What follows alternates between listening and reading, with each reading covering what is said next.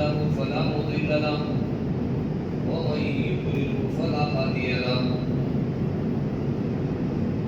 ونشهد أن لا إله إلا الله وحده لا شريك له ونشهد أن سيدنا وسندنا ومولانا محمدا عبده ورسوله أما بعد فأعوذ بالله من الشيطان الرجيم بسم الله الرحمن الرحيم رب هب لي من الصالحين فبشرناه بغلام حليم فلما بلغ معه السعي قال يا بني إني أرى في المنام أني أذبحك فانظر ماذا ترى قال يا أبت افعل ما تؤمر ستجدني إن شاء الله من الصابرين فلما أسلما وتله للجبين وناديناه أن يا إبراهيم قد صدقت الرؤيا إنا كذلك نجزي المحسنين إن هذا لهو البلاء المبين وفديناه بذبح عظيم وتركنا عليه في الآخرين سلام على إبراهيم صدق الله العظيم. میرے محترم بزرگوں عزیزوں، جیسا کہ ہم جانتے ہیں آج جو ہے ذوالحجہ کی 11ویں تاریخ ہے اور قربانی کے ایام جو چل رہے ہیں ہمارے، اس مناسبت پر آپ حضرات کے سامنے کچھ گفتگو کرنے کی میں جسارت رکھتا ہوں اور اس کے بعد انشاءاللہ کچھ موٹے موٹے مسائل آپ حضرات کے سامنے رکھ دیتا ہوں. کئی لوگوں کے سوالات بھی تھے. سب سے پہلی چیز عزیزو، یہ جو قربانی کا جو یہ ایام چل رہے ہیں قربانی کے، جب عید الاضحیٰ کی بات آتی ہے بقرہ عید کی، تو فوراً ہمارے ذہن میں حضرت ابراہیم علیہ السلام کی زندگی کے تصورات آ جاتے ہیں.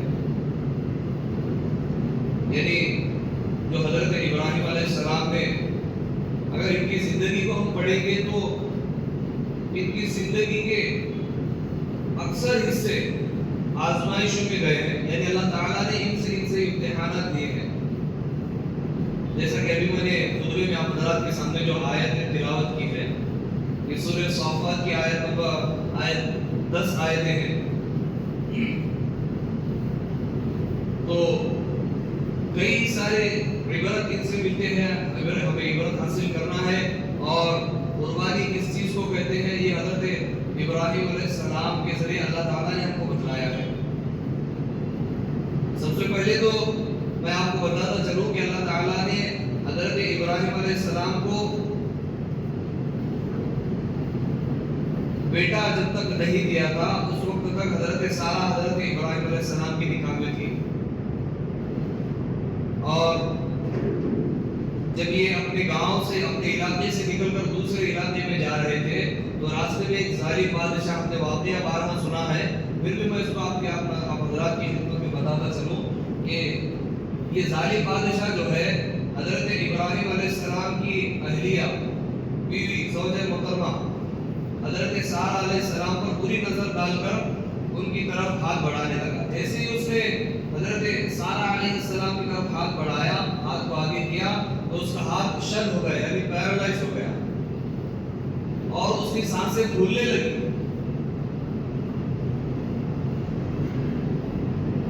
اب وہ کہنے لگا کہ میں معافی چاہتا ہوں، میں اللہ سے توبہ کرتا ہوں، میں آپ کی طرف بری نظر اور گندی نگاہ کی نظر سے آپ کی طرف نہیں دیکھوں گا.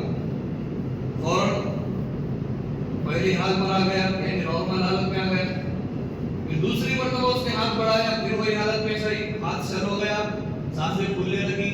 پھر حضرت سارہ علیہ السلام کی طرف جب معافی مانگی تو ہاتھ واپس پہلے جیسا ہو گیا. پھر تیسری مرتبہ یہی حرکت کی تو اور زیادہ اس کا ہاتھ شدت سے شل ہو گیا. اب وہ دل میں سوچنے لگا کہ یہ ہونا ہو، یہ کوئی اللہ کی نئی بندی ہے، اس کی طرف غلط قدم اٹھانا یہ نقصان سے خالی تھی. تو اس نے اللہ سے توبہ کی اور جاتے وقت میں حضرت ابراہیم علیہ السلام کے ساتھ کتابوں میں آتا ہے کہ اپنی بیٹی یا شاہی خاندان کی ایک لڑکی حضرت حاجرہ علیہ السلام کو ان کے حوالے کر دیا کہ اس لڑکی کو میں آپ کے لیے بطور ہبہ کر دیتا ہوں، تحفے کے طور پر آپ کو دے دیتا ہوں، آپ اسے لے جاؤ۔ اب کئی سالوں تک حضرت سارہ سے نکاح کے باوجود اولاد نہ ہوئی۔ کتابوں میں آتا ہے کہ 84 سال کی عمر تھی حضرت ابراہیم علیہ السلام کی، اور وہ دعا کر رہے ہیں رب ہب لی من الصالحین، تڑپ تڑپ کر دعا کر رہے ہیں کہ اللہ مجھے نیک اولاد عطا کر۔ عزیزو یہاں پر ایک سیکھنے کی چیز ہے، ایک عبرت کی سمجھنے کی چیز ہے، ہمیں جو سیکھنا ہے قربانی کے جو ایام ہے ان پہ جو اگر ہم آیتوں کو پڑھیں گے تو اس میں بہت بڑی چیز سمجھ میں آتی ہے کہ اولاد کے لیے دعا کرنا ہے، صرف اولاد نہیں مانگنا ہے بلکہ اللہ سے مانگنا ہے کہ اے اللہ مجھے نیک اور صالح اولاد عطا کر۔ کیونکہ اگر آپ نے صرف اولاد کی دعا کی ہے کہ اللہ مجھے اولاد کر، اگر آگے چل کر خدا نخواستہ وہ اولاد آپ کی نافرمان نکلی، اگر آگے چل کر وہ اولاد آپ کی زندگی کو اذیت کرنے والی بن گئی، اگر آگے چل کر وہ اولاد اللہ کے حکموں کی نافرمانی کرنے لگی، تو اس اولاد کے بہتر ہے نہ ہونا بہتر ہے، اس اولاد سے ہونا اولاد کا نہ ہونا بہتر ہے۔ کیونکہ یہ اولاد آپ کے لیے دنیا میں تو نقصان کا سبب بنے گی بلکہ آخرت میں بھی آپ کے لیے جہنم میں جانے کا ذریعہ بنے گی۔ اس لیے قرآن نے اس کی تعلیم دی ہے رب ہب لی من الصالحین کہ جب بھی دعا مانگو اللہ سے تو مانگنا کہ اللہ مجھے نیک اور صالح اولاد عطا کر، بھلے وہ لڑکی ہو یا لڑکی کی شکل میں ہو۔ اولاد کون سی ہونی چاہیے بھائی؟ نیک اور صالح اولاد ہونی چاہیے۔ اس کی تعلیم قرآن میں اللہ تعالیٰ نے حضرت ابراہیم علیہ السلام کے ذریعے میں سکھلائی۔ 84 سال کی عمر میں 84، آج کے زمانے میں کوئی شاید ہی کوئی ٹک پاتا ہوگا 84 تک، ورنہ سب 60 65 70 تک اللہ کی سو جاتے۔ 84 سال کی عمر میں بھی اللہ سے نا امید رہے ہوئے ہیں۔ اس سے سمجھ میں آتا ہے کہ مایوسی ایک بہت بڑا ظلم ہے۔ کبھی بھی اللہ کی رحمت سے مایوس نہیں ہونا ہے، عزیزو یاد رکھو اس چیز کو۔ آپ سوچتے ہوں گے کہ اسباب اس طرح کے مہیا نہیں ہیں، آپ سوچتے ہوں گے کہ ذرائع اس طرح کے مہیا نہیں ہیں، لیکن اللہ کی ذات وہ ایسی قادر مطلق ذات ہے کہ ہر وہ کہہ جا وہ کن، وہ کہتے ہو جا تو وہ چیز ہو جاتی ہے۔ تو اس لیے اللہ کی ذات پر امید رکھتے ہوئے اللہ سے بس دعا مانگنا ہے۔ حضرت ابراہیم علیہ السلام دعا مانگ رہے، جب یہ ابراہیم علیہ السلام کی اولاد کی طرف کو دیکھ کر حضرت سارہ نے حضرت ابراہیم علیہ السلام کو حضرت حاجرہ سے نکاح کرنے کی اجازت دی کہ آپ حضرت حاجرہ سے نکاح کر سکتے ہیں۔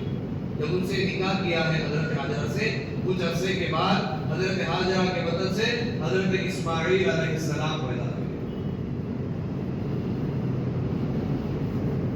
ٹھیک ہے، اللہ تعالیٰ نے تحفہ دے دیا، وبشرناہ بغلام حلیم، ہم نے ان کو ایک بردبار بیٹا عطا کیا۔ اللہ خود فرما رہے بردبار بیٹے کی خوشخبری ہم نے ان کو سنا دی ابراہیم علیہ السلام کو، کیونکہ انہوں نے دعا مانگی تھی رب ہب لی من الصالحین۔ اب بیٹا اللہ تعالیٰ نے عطا کیا ہے، اب خوشخبری ہے، اس کے بعد آزمائش شروع ہونے والی ہے۔ کیا ہے بھائی؟ لے جاؤ کہاں؟ بواد غیر ذی زرع، ایسی وادی میں جہاں پر گھاس پھوس دانا پانی کا کوئی نام و نشانی نہیں ہے۔ اب جا رہے لے کر، مختصر بتلاتے چلتا ہوں میں، حضرت ابراہیم علیہ السلام اپنے دودھ پیتے بچے کو اپنی بیوی کے ساتھ لے جا کر بواد غیر ذی زرع، جس کو آج میں اور آپ مکہ مکرمہ کے نام سے جانتے ہیں، جہاں پر کعبۃ اللہ موجود ہے، وہاں پر لے جا کر چھوڑ دیا۔ وہاں پر آج کی جیسی سچویشن نہیں تھی، کنڈیشن نہیں تھی۔ آج اگر جائیں گے تو وہاں کے ماربلز میں بھی اے سی لگے ہوئے، شدت کی گرمی میں طواف کرتے ہیں تو پیر اکڑنے لگتے ہیں، گرمی سے نہیں ٹھنڈ کی وجہ سے۔ کیوں؟ وہاں کے ماربل میں بھی اے سی لگائی گئی، اتنا لوگوں کی سہولت کا انتظام کیا گیا ہے۔ اللہ کو وہاں کے اللہ اپنے گھر کی زیارت کی توفیق نصیب کرے۔ ویسے دور میں دھوپ کے ماحول میں لے جا کر اللہ ابراہیم علیہ السلام نے اللہ کے حکم سے حضرت حاجرہ اور اسماعیل علیہ السلام کو چھوڑ دیا۔ اب واپس جا رہے ہیں۔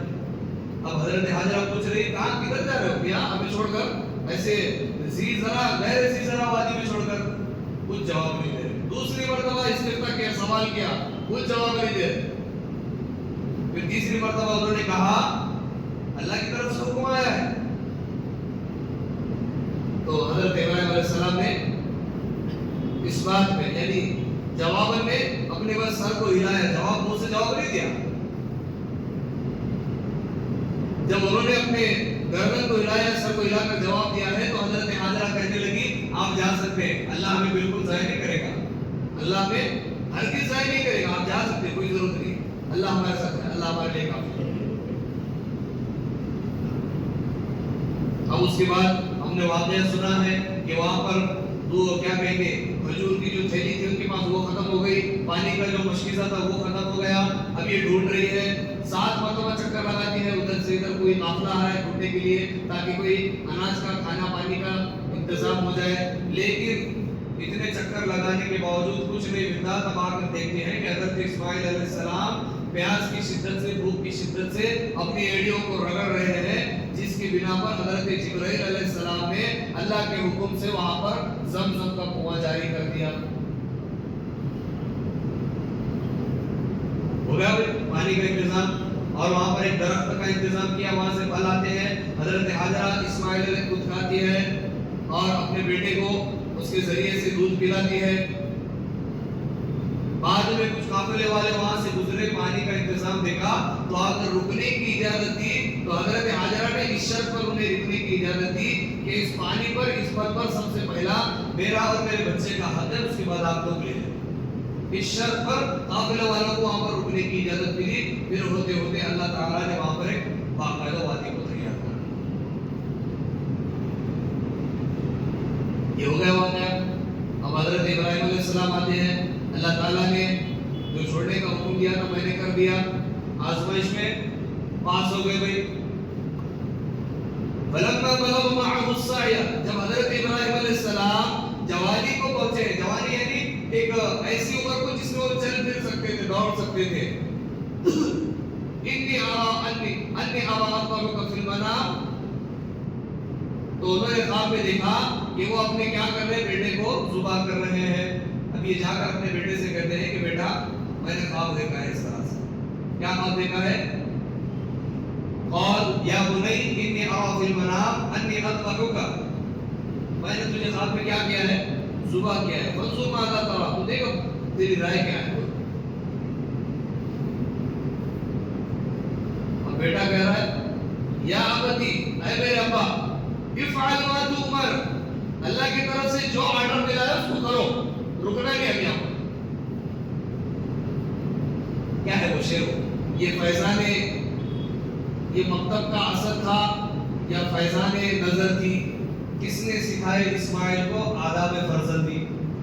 اس طرح کا علامہ اقبال کا شعر ہے کہ آداب فرزندی، بیٹے کا ادب جو ہے اسماعیل کو کس نے سکھایا؟ انہوں نے کہا کیا کہا، یا ابتی، اے میرے باپ، افعل ما تؤمر، جو تجھے کرنا ہے کر گزرو، اللہ کی طرف سے آرڈر ہے چلو، نو کمپرومائز، چلو کرنا ہے بس.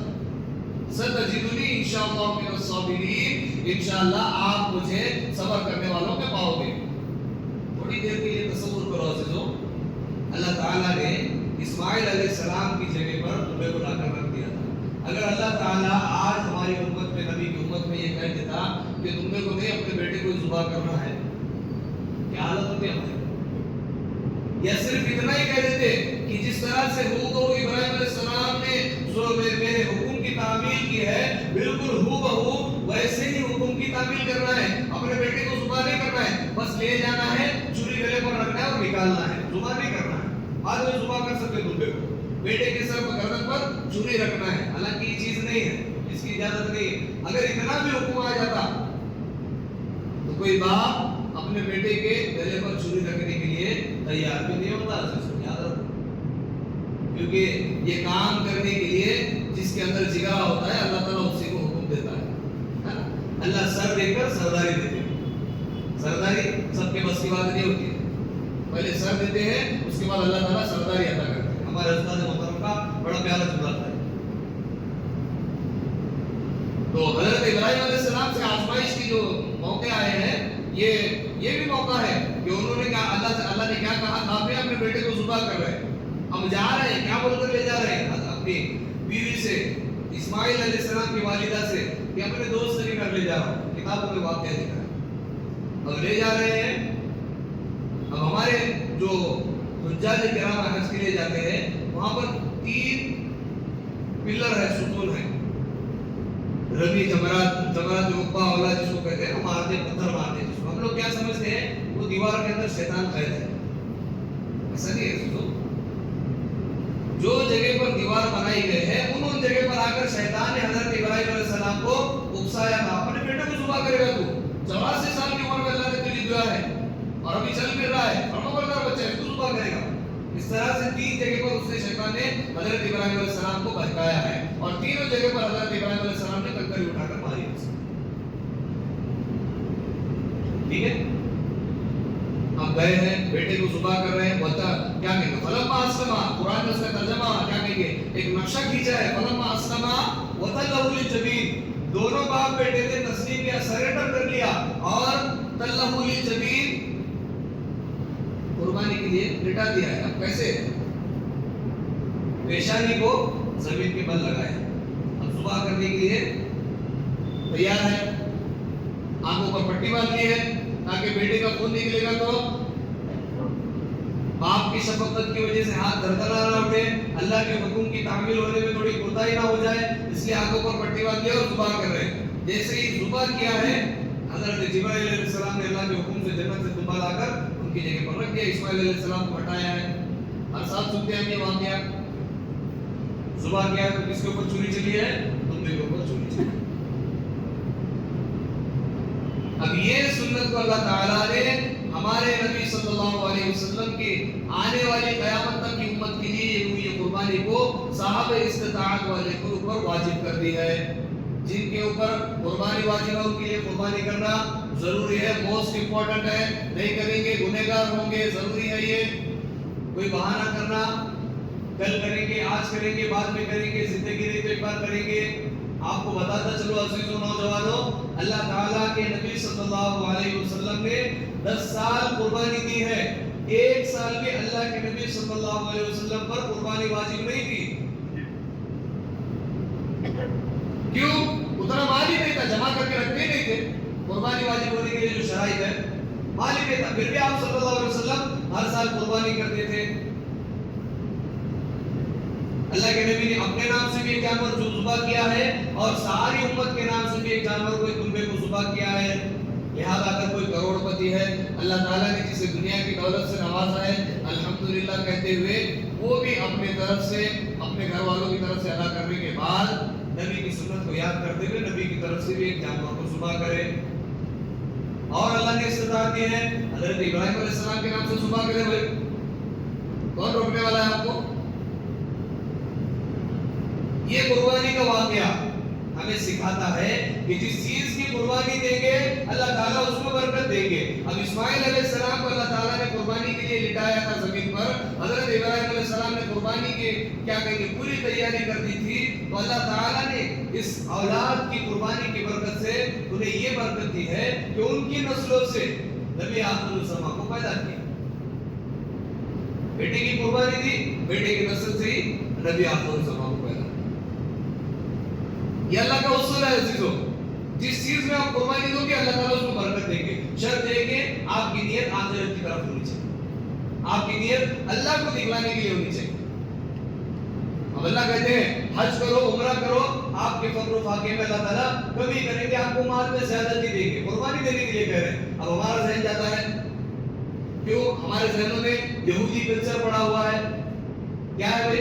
माल खर्च करेंगे तो कम बढ़ने वाला कैसे, कमीशन वाला, ये हमारे ज़हन में बात है। निकाह करो, हम तुम्हें क्या कहेंगे रिस्क देंगे, हम निकाह करने में उसके पैसे कहाँ से लाना, बच्चा अभी हमारे खर्चे हमारे ऊपर पूरे नहीं, बच्चा होने के बाद कहाँ से होता है, उसको कहाँ से लाना, फिर मुसलमान कहाँ से रहे, हमारा यकीन अल्लाह पर कहाँ से रहा है? थोड़ा जज्बात में कह दिया मैंने बात, मुसलमान कह रहे लेकिन हकीकत है हम ये सोच रहे हैं कि हमारे बच्चे होंगे, हम खर्चा कहाँ से लाएंगे? तेरी क्या औकात है भाई, हमारी तुम्हारी क्या औकात है अपने बच्चों को खिलाने की? बस हम तो जरिया बने, अल्लाह ताला रोज़ी रिज़्क देने वाला है। समझ रहे हो? जिस चीज की हम कुर्बानी देंगे ना, अल्लाह ताला उस पे इजाफा करेंगे। हजरत अस्मा बिन अबी बकर रज़ियल्लाहु तआला अन्हु से अल्लाह के नबी सल्लल्लाहु अलैहि वसल्लम ने फरमाया, ला तुकी फयुका अलैक, गिन गिन कर मत रखो, अगर तुम गिन गिन कर रखेंगे अल्लाह ने तुमको गिन गिन कर दी। اس کا مطلب یہ بھی نہیں کہ پورا اٹھا کے دے دیا. اب کیا ہے بھیک مانگتے پھر قرضہ دو گے ہمارا نام نہیں. اس کا بھی ایک طریقہ ہے. اپنی استطاعت کے مطابق دے سکتے ہو دو. آپ کو کنفرم ہے کہ میں اس کے بعد اتنے مدت تک میں کیا کہیں گے زندگی گزار سکتا ہوں, اس کے بعد اور مال آئے گا, تو اتنی استطاعت ہونے کے بعد دینے کی گنجائش ہے. لیکن ہمارا معاملہ کنجوسی کا. ابھی یہ جو قربانی کے جو ایام چل رہے ہیں, کل ہمارے بعض لوگوں کی قربانی ہے 2-3 دن باقی ہے, 2 دن باقی ہے, بالکل. تو اس کے تعلق سے کچھ لوگوں نے سوال کیا تھا, جو قربانی کا جو جانور ہے اس کے گوشت کو تقسیم کرنا ہے, وہ جو 3 حصے ہوتے ہیں ہر سال سنتے ہیں, یہ کوئی واجب عمل نہیں ہے, ٹھیک ہے. 3 حصے کرتے ہیں, ایک رشتے داروں کو, ایک فقراء کو, ایک اپنے لیے.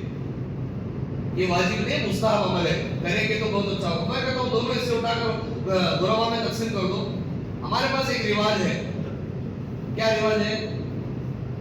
فلاں گھر میں بڑے بھائی کے گھر میں قربانی دی, ہمارے گھر میں بھی قربانی دی, چھوٹے بھائی کے گھر میں بھی قربانی دی. یہاں کی پاکٹ وہاں جائے, وہاں کی پاکٹ یہاں ہے. گوشت ہوتا چلا بڑھ رہا نہیں, کم نہیں ہو رہا. تو جس کے گھر میں قربانی ہوئی اس کو مت دو نا قربانیاں. لسٹ بناتے ہر سال, ماشاءاللہ فلاں جگہ کے ہے رشتے دار, ان کے گھر میں قربانی ہو رہی نہیں ہو رہی, جا کر 2 پاکٹ پہنچا دو. قربانی ہو رہی کینسل نہ ان کا کچھ ہے تو لینا نہیں, نہ ہمارا جا رہا تو دینا نہیں. کیوں؟ اس سے کیا ہو رہا, وہ گوشت ہوتا چلا رہا, انہوں بھی لے رہی تو ہمارے کو بھی دے رہے. کیا ہو رہا, اس کی فریج میں اسٹوریج بڑھ رہا ہے. ایک لطیفہ یاد ہے اس سے. تو ایک نوجوان جو ہے قربانی کر کے قربانی کے جانور کے گوشت کو جمع کر کے رکھتا ہے. 2 مہینے کے بعد خواب میں اس کو اس کا بکرا دکھائی دیتا ہے. بات ہوتا ہے نا, ہم بکرے لاتے ہیں تو نشانی کے طور پر بکرے کے اوپر کچھ کلر سے یا کسی طرح سے نشانی کرتے ہیں. ہم لوگ جو گوشت اسٹوریج کر کے رکھتے ہیں اس کے نام سے پتا, وہ بکرے کو کچھ اس طرح سے نشانی کرتا ہے کہ اس کا بکرا اگر کہیں بھیڑ میں بھی چلا جائے فوراً پہچان لیتا ہے. اب وہ خواب میں سو گیا, 2 مہینے کے بعد بکرا دکھ رہا تھا, باغیچے میں گھوم رہا ہے. اب وہ اپنے بکرے کو لینے کے لیے گیا تو اس کی ایک ٹانگ غائب, ٹانگ ہی نہیں. ابھی یہ ٹانگ دیکھنے کے لیے تو ایک شخص آیا کہ بھائی تیرا بکرا اللہ نے قبول کر لیا ہے, اس کو جنت میں لے جانا ہے. اب اس کی 4تھی ٹانگ کہاں ہے؟ کہا وہ فریج میں, کھاؤ اس کو ختم کر سکتے. کہاں ہے؟ فریج میں, جلدی ختم کر اس کو, لگا بھیجنا ہے وہاں پر. یعنی 2-3 مہینے تک ہمارے پاس محرم کے وہ حلیم تلیم بنا کر وہ بھی اس سے بنا رہے. اس کا حکم ہے. اگر کوئی غریب ہے, دیکھو مسئلہ سنو, کوئی اتنا غریب ہے کہ سال بھر اس کے گھر میں گوشت نہیں آتا, تو وہاں پر فقہا لکھتے ہیں کہ گوشت کو, مکمل گوشت کو, پورے بکرے کو اسٹوریج کر سکتے ہو, کیونکہ دوسروں کو دینے سے افضل یہ ہے کہ اپنے گھر میں 20 بچوں پر خرچ کرے وہ قربانی کے جانور کے گوشت کو. تب ٹھیک ہے. سال بھر گوشت نہیں ملتا, ایسا کون آئے گا بھائی ہمارے پاس نہیں.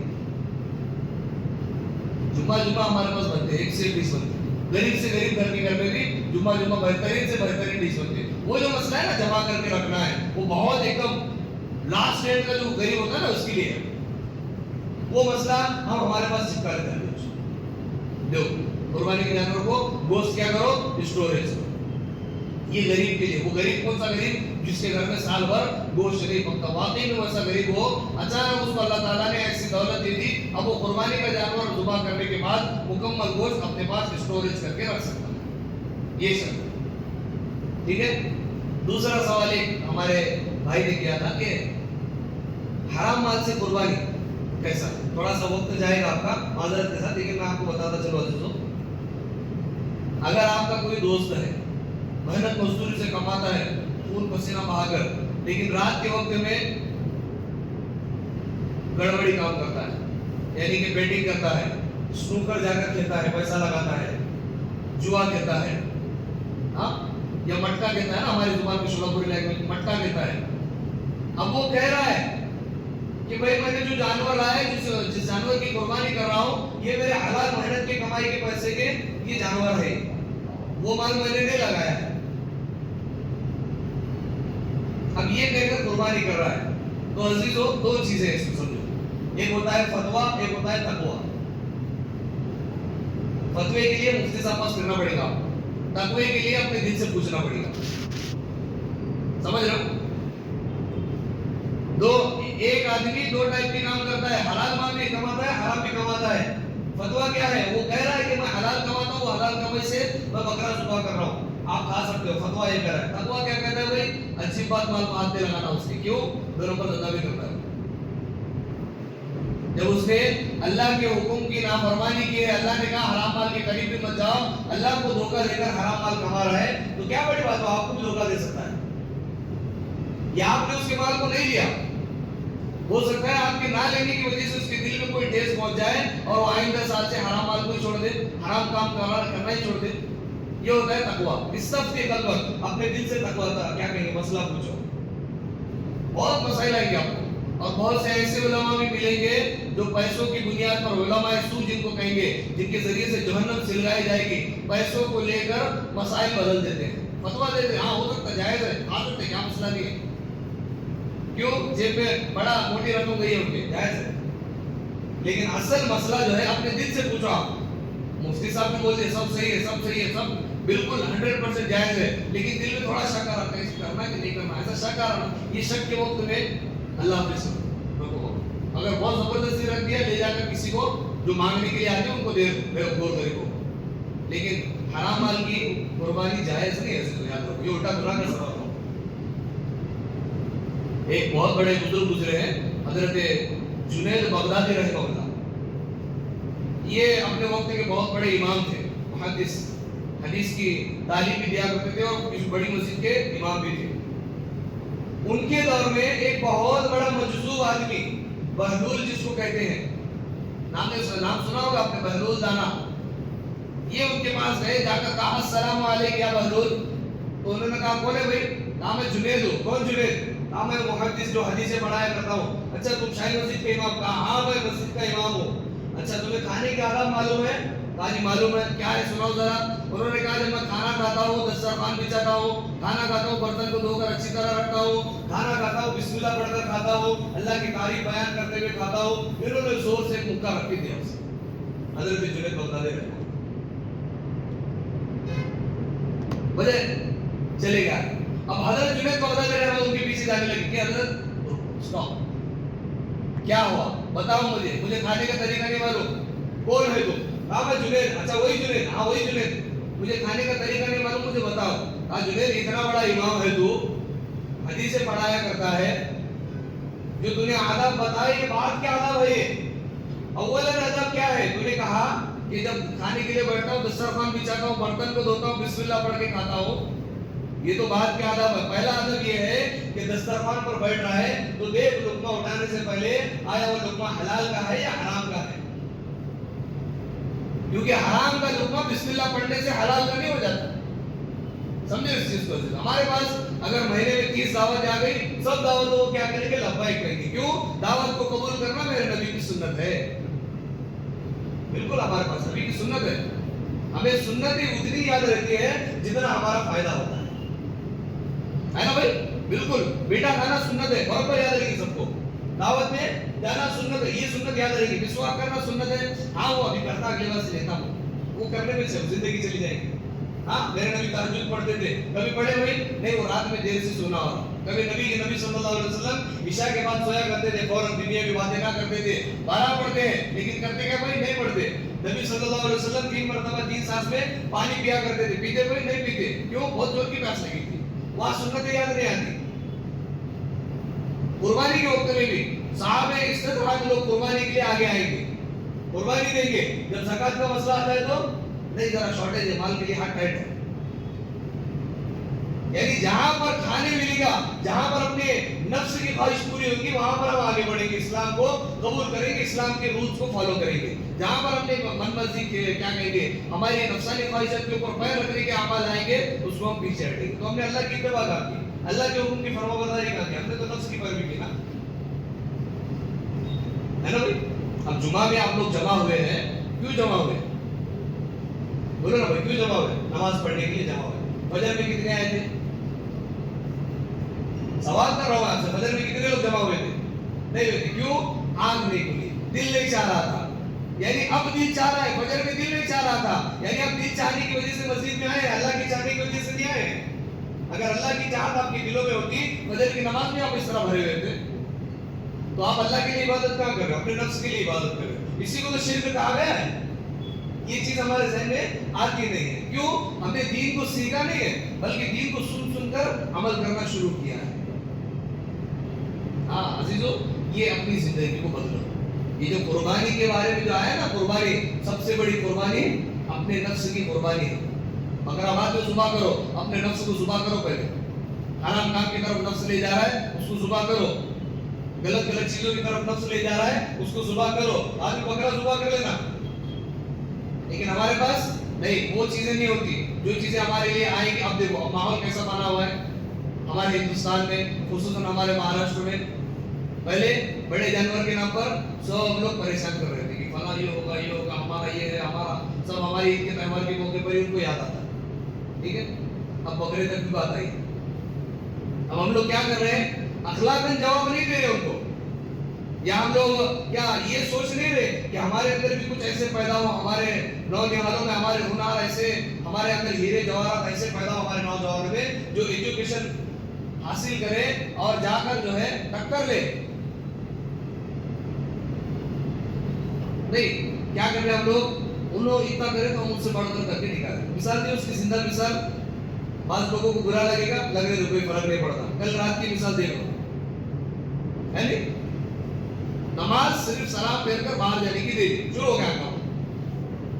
اب بعد میں کچھ لوگ آئیں گے، بولنے کا نہیں ہمارے بارے میں، ہے تو ہے، آپ نے اللہ کو ناراض کیا ہے، وہ چیز بدلانا پڑے گا اور ممبر سے ہی بدلائی جائے گی. ایک ہی کو پرسنل لے جا کر نہیں بدلائی جائے گی.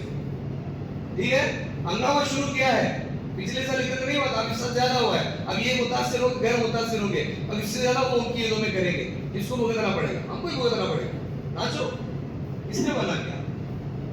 کرو وہی کرو جو اپنے من میں جو آپ کا دل کہہ رہا ہے نا وہی کرو. کبھی قرآن کھول کر قرآن کی تفسیر پڑھنے کی توفیق نہیں ہوگی، کبھی حدیث پڑھنے کی توفیق نہیں ہوگی، کبھی مسجد کے امام یا مؤذن سے مل کر ان سے قرآن سیکھنے کی توفیق نہیں ہوگی. کیوں؟ ہمیں دنیا کے کاموں میں بہت وقت نہیں مل رہا ہمیں یہاں پر آ کر سیکھنے کے لیے. لیکن اگر دنیا کے لیے رات بھر بیٹھنا بول بڑھ جائیں گے. فجر کی نماز کے لیے نیند نہیں. جب ہم لوگ شدت پسند ہوں گے، جب ہم تشدد کا شکار ہو کر ان کی طرح ہم لوگ رنگ کھیلنے لگیں گے، ان کی طرح ناچنے گانے لگیں گے، تو اس دین کو پھیلانے والا کون ہوگا؟ بولو، ہمارے پاس اللہ کی مدد آئے گی؟ نہیں آئے گی. تمہارے اور کافروں میں فرق کیا رہا ہے؟ بس وہ مسجد میں آ رہے ہیں، ہم مسجد میں آ رہے ہیں، وہ کہیں اور جا رہے ہیں. اب وہ بھی شدت سے کریں گے.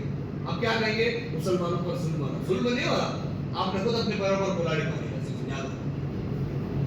آپ جس مسلک کو بھی فالو کرتے ہو، جس فرقے کو بھی آپ فالو کرتے ہو، اس عالم دین کو بلا کر کہو، پوچھو جو کل رات میں ہنگامہ ہوا تو جو آپ لوگ کرنے والے ہیں ان سے جا کر پوچھو یہ جو ہنگامہ ہوا ہے اس کی جواز کی دلیل کوئی ایک آ کر بتاؤ مجھے، میں آپ کے ساتھ شریک ہونے کے لیے تیار ہوں. جواز کی دلیل بتاؤ. صرف یہ میوزک، ڈانس، گانا بجانا ٹھیک ہے، عرس کی بھی اجازت ہے، لیکن بات کہتے ہیں کہ اللہ والے جو ہمارے سروں کے تاج ہیں ان کے اوپر جا کر درود و فاتحہ کرتے، سلام کرتے، ٹھیک ہے، وہاں تک گنجائش دیتے. پھر یہ جو باہر آ کر ہنگامے کر رہے ہیں اس کی کون اجازت دیتا ہے؟ کسی بھی مسلک کے عالم نہیں کہتے ہیں. لیکن ہم لوگ یہاں نہیں رہیں گے، زیادہ تر کہاں رہیں گے؟ وہاں پر ناچ لیں گے. وہاں پر ان کے عالموں کا منہ نہیں کھلے گا، بھائی تم لوگ غلط کر رہے ہو، نہیں کریں چھوڑو جاتے. ان کو سدھارنے گے تو ہمارا وعدہ ہوگا. اگر میری کسی بات سے آپ کو برا لگ رہا ہو تو معذرت تو نہیں چاہوں گا بھائی، لگ رہے تو کوئی فرق نہیں پڑنے والا، کیونکہ آپ نے اللہ کو ناراض کرنے والے کام کیے.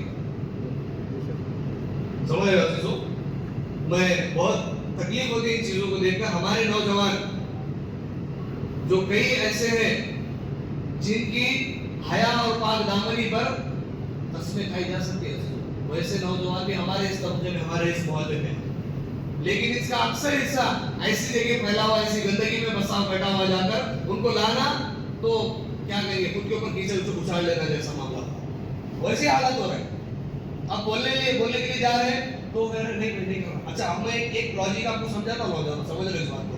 جو کل کے ہنگامے میں شریک تھے نا، آپ جب بڑی عمر کو جائیں گے، آپ جب باپ دادا بنیں گے، نانا بنیں گے نا، اس وقت میں آپ اپنے اولاد کو بول کر دیکھو بھائی یہ سب نہیں کرنا. انہوں کیا پتا یہی جواب دینے والے، تم بھی کرے تو تمہاری جوانی یہی جواب دینے والے لوگ.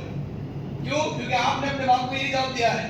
تم نے اپنی جوانی میں کرے نا، تب کیا نہیں، اب ہم کر رہے تو ہمارے نمبر ہونے والا ہے یہ بول کر آپ کو روکنے والے، اور آپ اس وقت میں کچھ نہیں کر سکتے. اس لیے اللہ نے کہا رب ہب لی من الصالحین، اولاد کی دعا مانگو تو نیک اور فرمانبردار اولاد کی دعا مانگو. سمجھ میں یہ چیز؟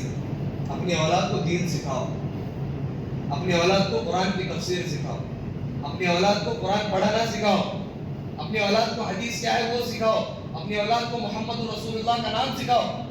آج میں ممبر پر سامنے بیٹھا ہوں، اپنے قرآن مجید میرے سامنے ہے. محلے میں اس کے پہلے میں نے فجر میں بات بتلائی تھی، پھر دوہراتا ہوں. ہمارے اس محلے میں 90% لوگوں کو अकामत दीनी नहीं आती। 90% लोगों को अकामत दीनी जिस तरह से अल्फाज है वो देने ही नहीं आते। मोहम्मद रसूलुल्लाह को मोहम्मद रसूलुल्लाह नबी का नाम ही पढ़ने नहीं आता है। क्या करें हम लोग?